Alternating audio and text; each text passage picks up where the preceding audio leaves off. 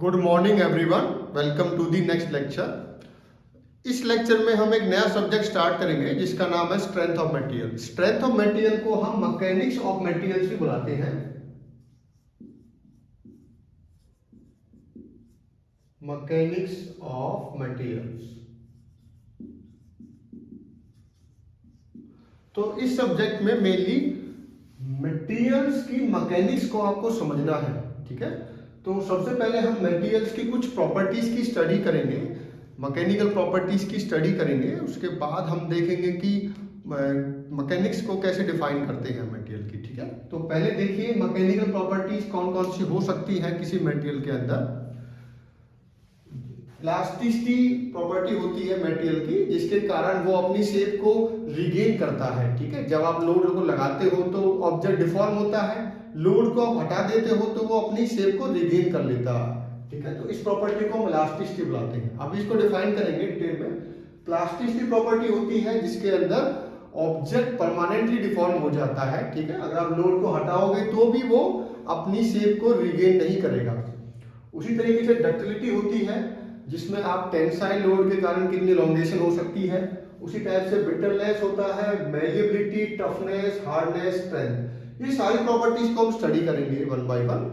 तो पहले ये समझ लीजिए कोई भी मटेरियल ऐसा नहीं होता है जिसके अंदर ये सारी प्रॉपर्टी साइमल्टेनियसली हो, ठीक है। There is no material which can have all the properties simultaneously, ठीक है। किसी के अंदर प्लास्टिसिटी होगी, किसी के अंदर ब्रिटलनेस होगा, किसी के अंदर टफनेस ज्यादा होगी, किसी के अंदर हार्डनेस ज्यादा होगी। तो ये सारी प्रॉपर्टीज हम वन बाय वन पढ़ने वाले हैं। तो अब मटेरियल को जब आपको सिलेक्ट करना है कोई प्रोडक्ट को बनाने के लिए, तो आपको देखना होगा कि उसकी रिक्वायरमेंट क्या होती है। मान लीजिए आप शॉकर्स बना रहे हो, बाइक के शॉकर्स हैं, कोई ऑटोमोबाइल है, उसके शॉकर की स्प्रिंग आपको डिजाइन करनी है। तो स्प्रिंग का काम होगा, स्प्रिंग जब अपनी शेप को कंप्रेस कर लेगी, जब वहां पर मान लीजिए कोई ब्रेकर आया तो अपनी शेप को क्या किया, उसने कंप्रेस कर लिया। सपोज आपके पास कोई स्प्रिंग है, कोई लोड आया तो इसने अपने आप को कंप्रेस कर लिया। कंप्रेस करने के बाद ये अपने आप को रिगेन करता है। दैट मीन डक्टिलिटी प्रॉपर्टी होनी चाहिए उसके अंदर, या आगे चल के हम टफनेस भी आपको बताएंगे, एनर्जी स्टोर भी करनी चाहिए। उसी टाइप से प्लास्टिसिटी। प्लास्टिसिटी का मतलब है कि परमानेंटली डिफॉर्म होना चाहिए ऑब्जेक्ट। अगर आपको फोर्जिंग ऑपरेशन करनी है तो आपको प्रॉपर जो मटेरियल है उसकी रिक्वायरमेंट होगी कि वो प्लास्टिसिटी होनी चाहिए उसके अंदर, क्योंकि आप परमानेंटली डिफॉर्म करना चाहते हो ऑब्जेक्ट को। उसी टाइप से अगर वायर ड्राइंग करनी है, वायर ड्राइंग के लिए डक्टिलिटी हमें चाहिए होती है। तो ये सभी प्रॉपर्टीज डिपेंड करेगा कि मटेरियल की रिक्वायरमेंट क्या है। ओके, तो पहले हम देखते हैं कि इलास्टिसिटी क्या होती है।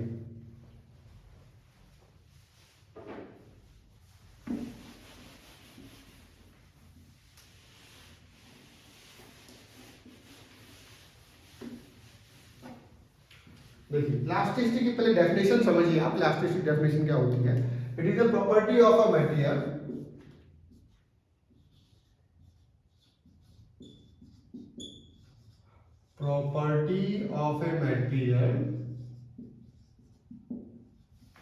by virtue of which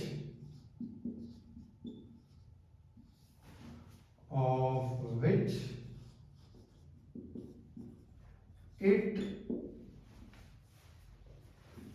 regain its original shape and size after removal of load. After removal of load, ठीक है। ये किसी भी मटेरियल की वो प्रॉपर्टी होती है जिसके कारण मटेरियल अपनी शेप और साइज को रिगेन कर लेता है जैसे ही लोड को रिमूव करते हो। देखो इसको ऐसे समझते हैं, मान लीजिए कोई ऑब्जेक्ट है जिसपे आपने कोई लोड लगाया। सपोज आपने इस पे कोई पी लोड लगाया, ठीक है। पहले मान लीजिए इसकी डायमेंशंस, डायमीटर डी था, एल, ठीक है। सपोज ये सिलिंड्रिकल ऑब्जेक्ट है आपका।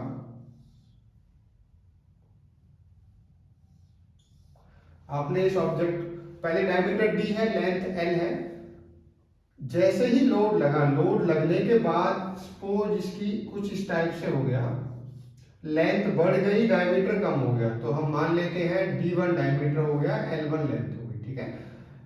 ये लोड को लगने से पहले की कंडीशन है, ये लोड को लगने के बाद की कंडीशन है।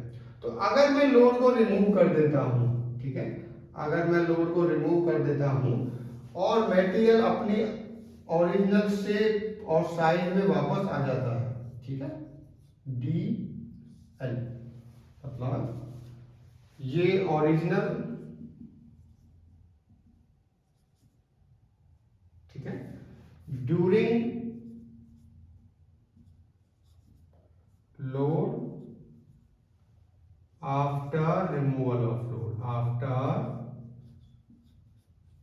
रिमूवल ऑफ लोड, ठीक है। तो इस टाइप की प्रॉपर्टीज को हम इलास्टिसिटी बुलाते हैं, जिसके कारण मटेरियल अपने आप को वापस ला रहा उसी शेप और साइज में, ठीक है। तो अब समझिए, अगर कंप्लीटली अपनी शेप और साइज को वो रिटेन कर लेता है तो इसको हम बुलाते हैं परफेक्ट इलास्टिक, ठीक है, इलास्टिक ऑब्जेक्ट, परफेक्ट इलास्टिक। अगर वो कुछ शेप को रिगेन कर लेता है, कुछ शेप को परमानेंटली डिफॉर्म हो जाता है, तो वो पार्शियली इलास्टिक होता है। क्या होता है? पार्शियली इलास्टिक ऑब्जेक्ट होता है। तो इसको इस टाइप से आप समझ सकते हो।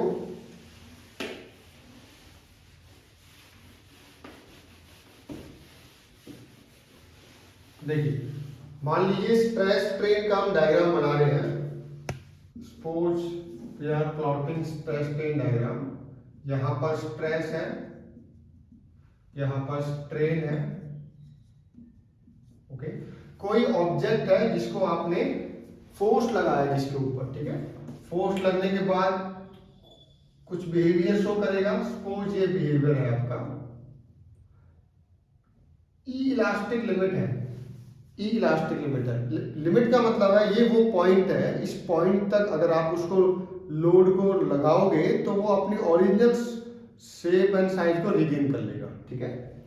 मान लेते हैं कुछ भी वैल्यू है इसकी, सपोज स्ट्रेस है, अभी एग्जांपल ले रहे हैं, मान लीजिए 20 किलो न्यूटन पर मीटर स्क्वायर, ठीक है।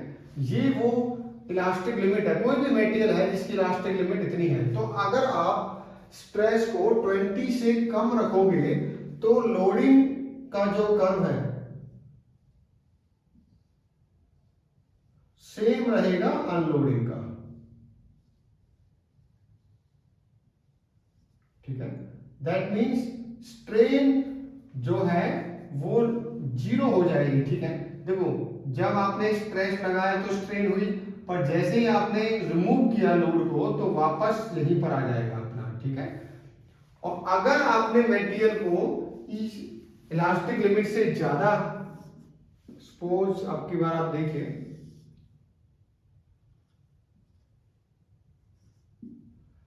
ये मेरा इलास्टिक पॉइंट है और ये मेरा सपोज यहां पर कोई आपका ए पॉइंट है। अब की बार आपने मटेरियल को इलास्टिक लिमिट से ज्यादा, ठीक है, आपने यहां पर लोडिंग की, यहां तक लोड ले गए आप, तो आप देखोगे लोडिंग का कर्व तो ये है, बट जो अनलोडिंग का कर्व है वो चेंज हो जाएगा, ठीक है। दिस इज और अनलोडिंग कर्व, थोड़ा सा इंक्लाइन होगा इस टाइप से। दिस इज और अनलोडिंग।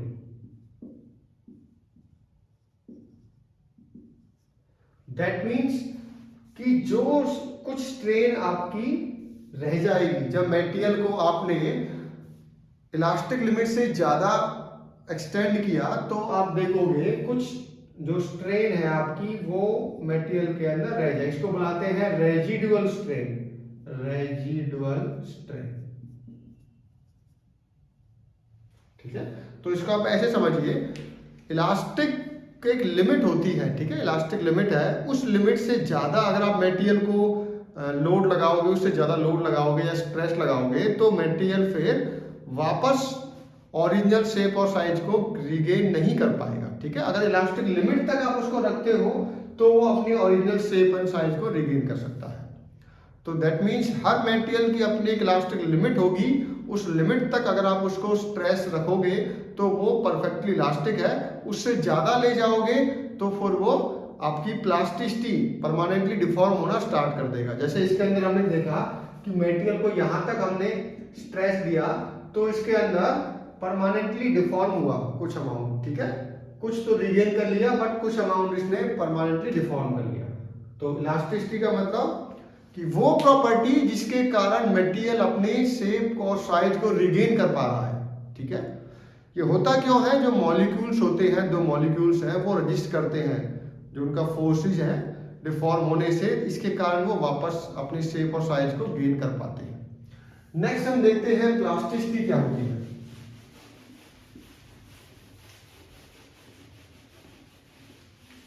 देखिए प्लास्टिसिटी क्या होती है, इलास्टिसिटी की इनवर्स होता है ऑलमोस्ट। दैट मीन्स प्लास्टिसिटी जो प्रॉपर्टी है वो इलास्टिक का बिल्कुल उल्टा होता है। इलास्टिक में ओरिजिनल शेप साइज को रिगेन कर रहा था, यहां पर वो परमानेंटली डिफॉर्म होगा, ठीक है।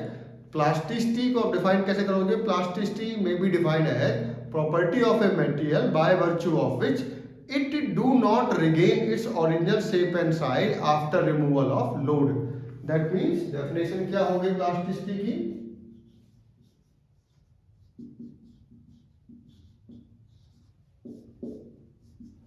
प्लास्टिसिटी डेफिनेशन है the property by virtue of which, property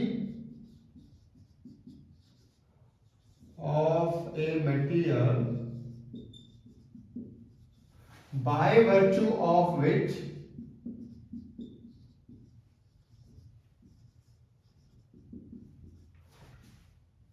it do not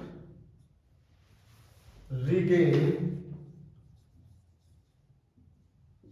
its original shape and size, जिसके कारण वो परमानेंटली डिफॉर्म हो जाता है। तो फोर्जिंग जब हम करते हैं तो हम ये चाहते हैं कि मटेरियल परमानेंटली डिफॉर्म हो जाए, तो उस टाइम पर प्लास्टिसिटी डिजायरेबल होती है, ठीक है। तो प्लास्टिसिटी दैट मीन्स प्रोडक्शन, आप कुछ भी करो, मान लीजिए आप प्रेसिंग कर रहे हो, ठीक है, तो ऐसी प्रोसेसेस में फोर्जिंग, प्रेसिंग, तो उन प्रोसेसेस में हम परमानेंटली डिफॉर्म करना चाहते हैं। तो प्रोडक्शन सब्जेक्ट में आप जब भी जो प्रॉपर्टी चाहिए होती है वो प्लास्टिसिटी उसके अंदर होनी चाहिए, ठीक है। तो नेक्स्ट लेक्चर में हम रिमेनिंग प्रॉपर्टीज को कवर करेंगे। Thank you.